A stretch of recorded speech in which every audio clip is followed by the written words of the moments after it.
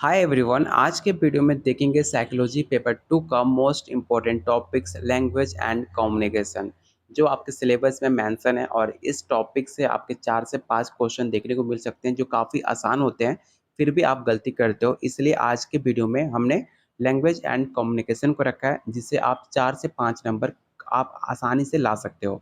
तो चलिए शुरू करते हैं आज का पहला क्वेश्चन।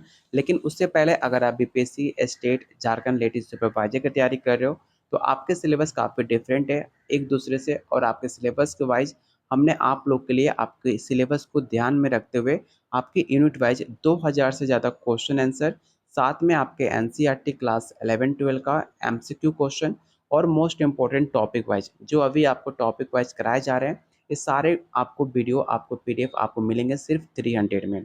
साथ में आपको अलग से मैं प्रैक्टिस सेट दे रहा हूँ, जिससे आप खुद को जज कर पाओ कि आपकी तैयारी कितनी हो पाई है।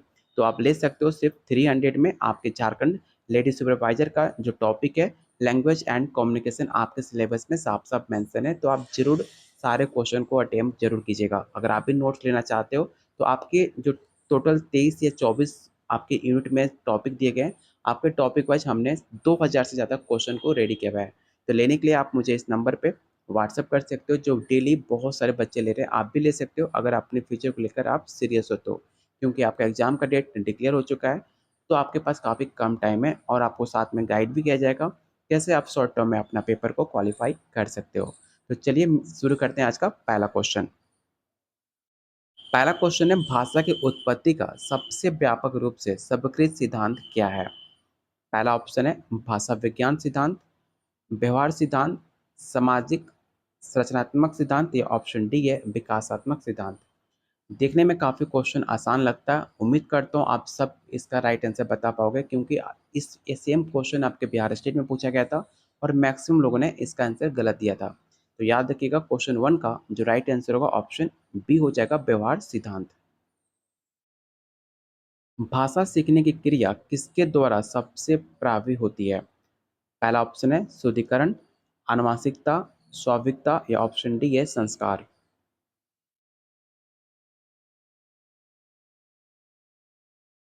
तो क्वेश्चन सेकंड का जो राइट आंसर होगा ऑप्शन ए हो जाएगा। भाषा में मॉर्फीम क्या होता है? काफ़ी आसान क्वेश्चन है। अगर आपको मॉर्फीम पता होगा, आपने सीटेट में पढ़ा होगा, बीएड में पढ़ा होगा, हर बार आपके इंग्लिश एग्जाम में क्वेश्चन पूछे जाते हैं जब भी कम्युनिकेशन से या फिर आपके लैंग्वेज से सवाल की जाती है। तो याद रखिएगा मॉर्फीम क्या होता है। तो मॉर्फीम एक तरह का अर्थ के सबसे छोटी इकाई होती है, जो कि राइट आंसर होगा ऑप्शन बी। इसमें बहुत बच्चे कन्फ्यूजन होते हैं, आप इसे जरूर वीवीआई क्वेश्चन टेकआउट करना। ऐसे सवाल आपके एग्जाम में पूछे जा सकते हैं। संचार की प्रक्रिया में कोडिंग का क्या अर्थ होता है? पहला ऑप्शन है संदेश को समझना, संदेश को तैयार करना, संदेश को भेजना, या ऑप्शन डी है संदेश को प्राप्त करना।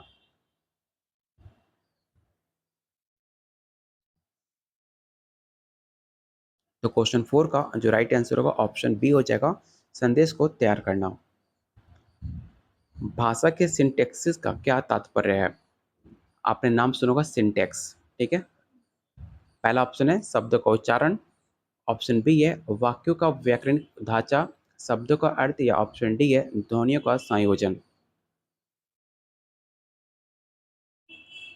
तो सिंटेक्स मतलब होता है वाक्यों का व्याकरणिक ढांचा। ऑप्शन इसका बी राइट आंसर होगा।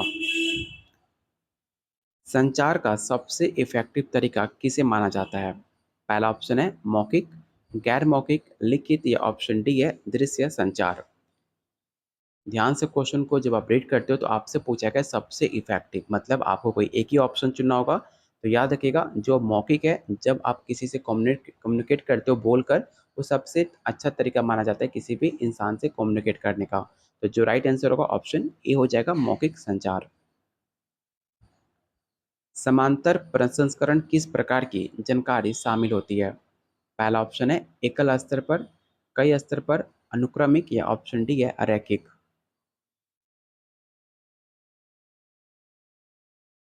तो क्वेश्चन 7 का जो राइट आंसर होगा ऑप्शन बी हो जाएगा।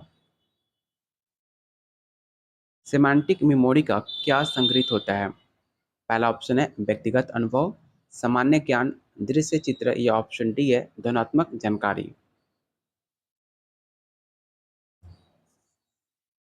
तो क्वेश्चन 8 का जो राइट आंसर होगा ऑप्शन बी हो जाएगा, सामान्य ज्ञान। संचार की कौन सी शैली शब्दों में प्रयोग नहीं होती है? ध्यान से क्वेश्चन को रीड करना, आपसे यहाँ पर नहीं पूछा गया है। पहला ऑप्शन है लेखन शैली, मौखिक शैली, गैर मौखिक शैली, या ऑप्शन डी है सांकेतिक भाषा। मैंने स्टार्टिंग में आपको बताया था क्वेश्चन देखने में काफ़ी आसान होते हैं, लेकिन आप इसमें सबसे ज़्यादा गलती करते हो। लेकिन इसमें ऐसे टॉपिक में आप 5 से 6 क्वेश्चन में आसानी से नंबर ला सकते हो, लेकिन अगर आप प्रैक्टिस अच्छे से नहीं करते हो तो आसान क्वेश्चन में भी आप गलत आंसर टिक आउट करते हो। तो क्वेश्चन 9 का राइट आंसर क्या होगा? तो ऑप्शन सी हो जाएगा, गैर मौखिक शैली। इसे आप जरूर विवेक क्वेश्चन टेक आउट करना। अगला क्वेश्चन है, ब्रोका का क्षेत्र मस्तिष्क का कौन सा हिस्सा होता है? पहला ऑप्शन है समझ का केंद्र, संवेदी केंद्र, भाषा उत्पादन केंद्र, या ऑप्शन डी है दृश्य प्रक्रिया केंद्र।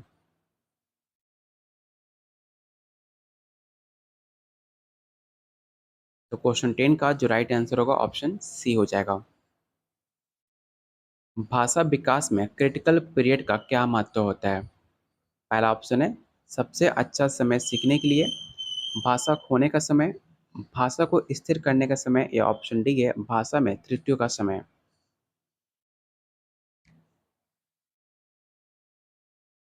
तो क्वेश्चन 11 का जो राइट आंसर होगा ऑप्शन ए हो जाएगा। संचार में फीडबैक का क्या कार्य होते हैं? पहला ऑप्शन है संदेश को प्रस्तुत करना, प्रतिक्रिया देना। तो याद रखिएगा फीडबैक का मतलब होता है प्रतिक्रिया देना। अगर मैं आपको पढ़ा रहा हूँ तो आपका फीडबैक क्या है मेरे को लेकर, उसको कहा जाता है फीडबैक। तो इसका राइट आंसर होगा ऑप्शन बी, प्रतिक्रिया देना। अगर अभी तक आपने टेलीग्राम ग्रुप को ज्वाइन नहीं किया है तो टेलीग्राम ग्रुप को जरूर ज्वाइन कीजिएगा, क्योंकि यहाँ पर आपको पीडीएफ, कोई भी टीचिंग रिलेटेड न्यूज आती है, कोई भी नई वैकेंसी आती है किसी भी स्टेट का, तो आपको सबसे पहले यहाँ पर अपडेट कर दी जाती है। तो जिसका लिंक मैंने डिस्क्रिप्शन बॉक्स और कमेंट बॉक्स में पिन कर रखा हुआ है, तो आप जरूर टेलीग्राम ग्रुप को ज्वाइन कीजिएगा। क्वेश्चन नंबर 13 है, प्रैग्मैटिक्स किसका अध्ययन करती है? पहला ऑप्शन है ध्वनियों की, वाक्य रचना की, अर्थ की, या ऑप्शन डी है भाषाई संदर्भ का। तो क्वेश्चन 13 का जो राइट आंसर होगा ऑप्शन डी हो जाएगा। ग्रामर में मोर्फोलॉजी पहलू का क्या अर्थ होगा? आपने नाम सुना होगा मोर्फोलॉजी। मोर्फोलॉजी होता है शब्दों का निर्माण। जब आप एक शब्द से उसका निर्माण करते हो उसे कहा जाता है मोर्फोलॉजी, जो कि राइट आंसर होगा ऑप्शन सी। भाषा सीखने की नॉम चॉम्स्की किस थ्योरी का योगदान दिया था? काफ़ी इंपॉर्टेंट क्वेश्चन है। आपने सीटेड में बीएड में पढ़ा भी होगा नॉन चॉम्स्की के बारे में, जो कि भाषा को लेकर काफ़ी ज़्यादा इन्होंने इंपॉर्टेंट काम किया था। तो याद रखिएगा कि भाषा सीखने में नॉम चॉम्स्की ने वैश्विक व्याकरण थ्योरी पे सबसे ज़्यादा योगदान दिया था, जो कि राइट आंसर होगा ऑप्शन सी। फोनोलॉजी में क्या अध्ययन किया जाता है? ध्वनियों का, शब्दों का, वाक्य रचना का, या ऑप्शन डी है अर्थ का। तो फोनोलॉजी में हम ध्वनियों का अध्ययन करते हैं, जो कि राइट आंसर होगा ऑप्शन ए। संचार की बैरियर का उदाहरण कौन सी है? स्पष्ट संदेश, ध्यान की कमी, फीडबैक, या ऑप्शन डी है सार्थक स्वाद।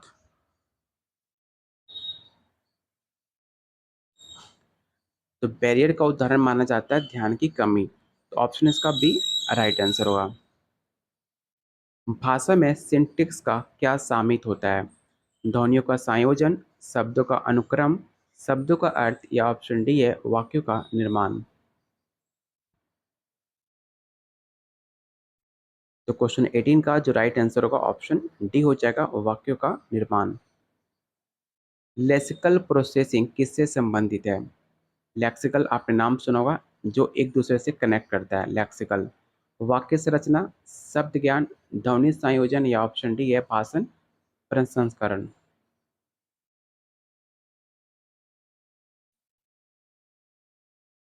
तो क्वेश्चन 19 का जो राइट आंसर होगा ऑप्शन बी हो जाएगा, शब्द ज्ञान।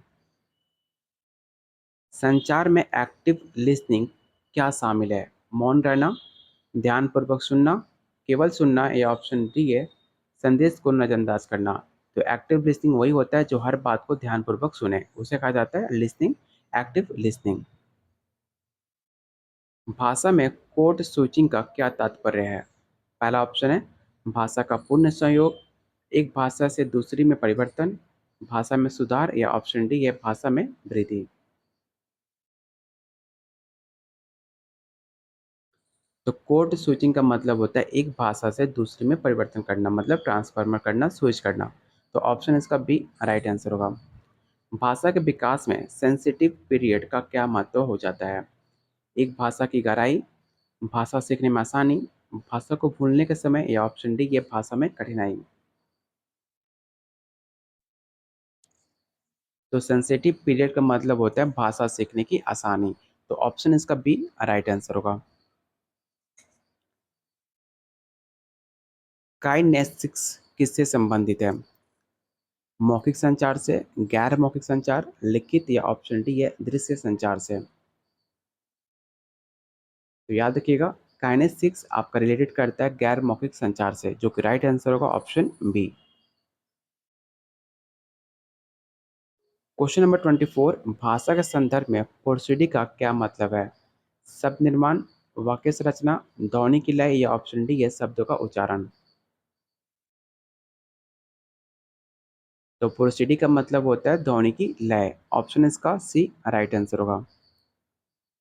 क्वेश्चन नंबर 25 है, सुप्रा सेगमेंटल फीचर्स में क्या शामिल होते हैं? ध्वनियाँ, टोन और तनाव, शब्द निर्माण या ऑप्शन डी है वाक्य संरचना। तो क्वेश्चन 25 का जो राइट आंसर होगा ऑप्शन बी हो जाएगा, टोन और तनाव।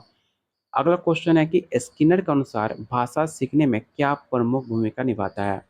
आनुवांशिकता, प्रतिफल, स्वाभाविक प्रवृत्ति या ऑप्शन डी है सामाजिक संदर्भ। तो याद रखिएगा, स्किनर के अनुसार भाषा सीखने में सबसे ज़्यादा जो इम्पोर्टेंट रोल निभाता है वो है आपका प्रतिफल। ऑप्शन इसका बी राइट आंसर होगा। अगला क्वेश्चन जो कि काफ़ी इम्पोर्टेंट है, आपको बताना है कि चॉम्स्की का यूनिवर्सल ग्रामर क्या दर्शाता है? आपने पढ़ा होगा यूनिवर्सल ग्रामर, जो कि एलएडी नाम से जानते हैं। तो आपको बताना है कि यूनिवर्सल ग्रामर का क्या दर्शाता है। आपके पास चार ऑप्शन है, चारों ऑप्शन को आप रीड कीजिए और बताइए इसका राइट आंसर क्या होगा। तो क्वेश्चन 27 का जो राइट आंसर होगा ऑप्शन सी होगा, सभी भाषाओं के लिए एक सामान्य व्याकरण ढांचा, ऑप्शन सी। स्किनर का वर्बल बिहेवियर में किस चीज़ पर सबसे ज़्यादा बल दिया जाता है?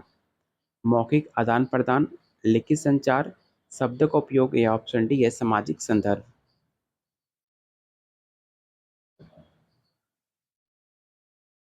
तो वर्बल बिहेवियर का मतलब होता है मौखिक आदान प्रदान, जो आप कम्युनिकेट करते हो, एक्सचेंज करते हो, कम्युनिकेशन स्किल, उसे कहा जाता है वर्बल बिहेवियर, जो कि राइट आंसर होगा ऑप्शन ए। चॉम्स्की के अनुसार लैंग्वेज एक्विजिशन डिवाइस, जिसे आप एलएडी के नाम से जानते हो, क्या है? भाषण उत्पादन यंत्र है, भाषा सीखने का अंतर्निहित तंत्र है, या संवेदी यंत्र है, या ऑप्शन डी है याददाश्त का उपकरण। तो आपने सीटेट में पढ़ा होगा एलएडी के बारे में, जो कि भाषा सीखने में अंतर्निहित तंत्र माना जाता है, जो कि राइट आंसर होगा ऑप्शन बी। स्किनर के अनुसार भाषा सीखने की प्रक्रिया किस पर आधारित होती है? पहला ऑप्शन है संवेदी प्रयोग पर, ऑप्शन बी है व्यवहार संशोधन, या ऑप्शन सी है सामाजिक अनुकरण, या ऑप्शन डी है ज्ञानात्मक विकास। तो क्वेश्चन नंबर 30 का जो राइट आंसर होगा ऑप्शन बी हो जाएगा व्यवहार संशोधन। चॉम्स्की का किस पर जोर है? भाषा के बाहरी प्रभाव पर, भाषा की अंतर्निहित संरचना पर, व्यवहारात्मक पर, या ऑप्शन डी ये सामाजिक संदर्भ पे। तो जस्ट मैंने आपको बताया था एलएडी के बारे में, जो कि भाषा की अंतर्निहित संरचना पर सबसे ज़्यादा चॉम्स्की जोर देते हैं, जिसे आप एलएडी के नाम से जानते हो। तो इसका राइट आंसर होगा ऑप्शन बी। स्किनर की भाषा सीखने की थ्योरी को क्या कहा जाता है? संज्ञानात्मक सिद्धांत, व्यवहारवादी, विकासवादी, या ऑप्शन डी है सामाजिक सिद्धांत। तो अब मैंने कई बार आपको बताया है कि स्किनर और जेबी वाटसन दोनों व्यवहारवादी के जनक माने जाते हैं, इसलिए जो स्किनर है भाषा सीखने की थ्योरी को व्यवहारवादी सिद्धांत के नाम से जाना जाता है, जो कि राइट आंसर होगा ऑप्शन बी। चॉम्स्की के अनुसार भाषा में डिपेंडेंसी ट्री का क्या अर्थ होता है? पहला ऑप्शन है शब्दों की श्रृंखला, वाक्यों की संरचना, वाक्य संरचना के घटक, या ऑप्शन डी है व्याकरणिक नियम।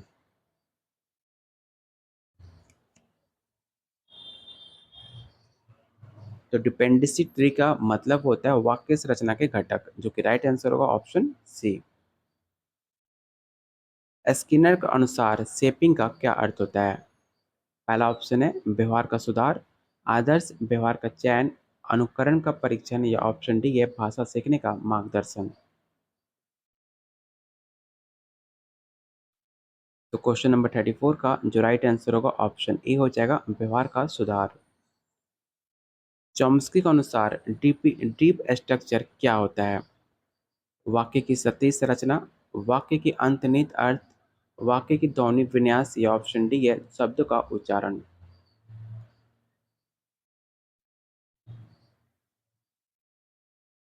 तो क्वेश्चन 35 का जो राइट आंसर होगा ऑप्शन बी हो जाएगा। इसे आप जरूर याद रखना। स्किनर के अनुसार ऑपरेंट कंडीशनिंग में किसका उपयोग होता है? तो मैंने कई बार आपको बताया होगा ऑपरेंट कंडीशनिंग बारे में, जिसे रिफोर्समेंट थ्योरी के नाम से भी जाना जाता है, जिसे पुनः वर्णन के नाम से भी जाना जाता है। तो इसका उपयोग किस लिए किया जाता है आपको ये बताना है। पहला ऑप्शन है संवेदी संकेत, पुरस्कार और दंड, स्वाभाविक प्रवृत्ति, या ऑप्शन डी है आनुवांशिकता। तो क्वेश्चन 36 का जो राइट आंसर होगा ऑप्शन बी हो जाएगा पुरस्कार और दंड। चॉम्स्की के अनुसार बच्चों द्वारा नई वाक्य संरचनाएं बनाने की क्षमता किससे सिद्ध होती है? पहला ऑप्शन है अनुकरण से, भाषा का प्रयोग, ऑप्शन सी है क्रिएटिविटी, या ऑप्शन डी है अनुशासन। तो याद रखिएगा क्वेश्चन 37 का जो राइट आंसर होगा ऑप्शन सी होगा क्रिएटिविटी। स्किनर की भाषा सिद्धांत में प्रतिक्रिया का क्या महत्व है? स्वाभाविक प्रेरणा, शुद्धिकरण, निषेध, या ऑप्शन डी है स्वादी संकेत। तो क्वेश्चन 38 का जो राइट आंसर होगा ऑप्शन बी होगा शुद्धिकरण। चॉम्स्की का सरफेस स्ट्रक्चर किससे संदर्भित करता है? ये सवाल ऑलरेडी आपके प्रीवियस ईयर क्वेश्चन में पूछा जा चुका है। तो याद रखिएगा सरफेस स्ट्रक्चर का मतलब होता है वाक्य की बाहरी रूप, जो कि राइट आंसर है ऑप्शन बी। स्किनर का वर्बल बिहेवियर के अनुसार भाषा का विकास किस पर निर्भर करता है? सामाजिक प्रेरणा पर, सांस्कृतिक संदर्भ पे, व्यवहार संशोधन, या ऑप्शन डी है आनुवांशिकता। तो क्वेश्चन 40 का जो राइट आंसर होगा ऑप्शन आपका सी हो जाएगा व्यवहार संशोधन। चॉम्स्की का जनरेटिव ग्रामर किसका अध्ययन करता है? काफी आसान क्वेश्चन है, आपको पता होगा। जनरेटिव ग्रामर का अर्थ होता है वाक्य निर्माण के नियम, जो कि राइट आंसर है ऑप्शन सी। स्किनर की ऑपरेंट कंडीशनिंग के अनुसार भाषा व्यवहार का शुद्धिकरण किसके माध्यम से होता है? पहला ऑप्शन है प्रतिफल और पुरस्कार, अनुकरण, संवेदी संकेत, या ऑप्शन डी है आनुवांशिकता।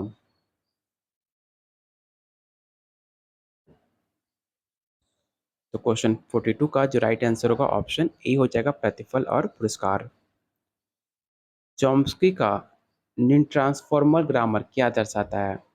ध्वनि संयोजन, वाक्य का रूपांतरण, शब्द संरचना, या ऑप्शन डी है संवेदी प्रक्रिया। तो क्वेश्चन 43 का जो राइट आंसर होगा ऑप्शन बी हो जाएगा।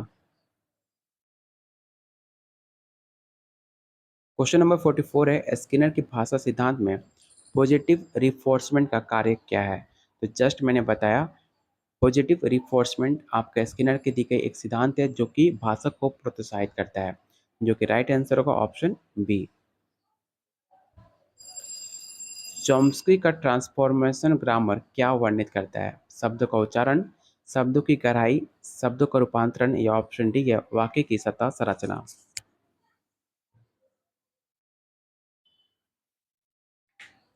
तो क्वेश्चन 45 का जो राइट आंसर होगा ऑप्शन आपका सी हो जाएगा वाक्य का रूपांतरण। स्किनर के अनुसार भाषा सीखने में शेपिंग किस प्रकार की प्रक्रिया है? तो पहला ऑप्शन है स्वाभाविक प्रेरणा, भाषा विकास, व्यवहार सुधार, या ऑप्शन डी है संवेदी संकेत। तो क्वेश्चन 46 का जो राइट आंसर होगा ऑप्शन सी होगा व्यवहार सुधार। चॉम्स्की का सरफेस स्ट्रक्चर का उपयोग किसमें किया जाता है? ध्वनियों का संयोजन, वाक्यों का रूपांतरण, शब्दों का निर्माण, या ऑप्शन डी है शब्दों का बाहरी रूप।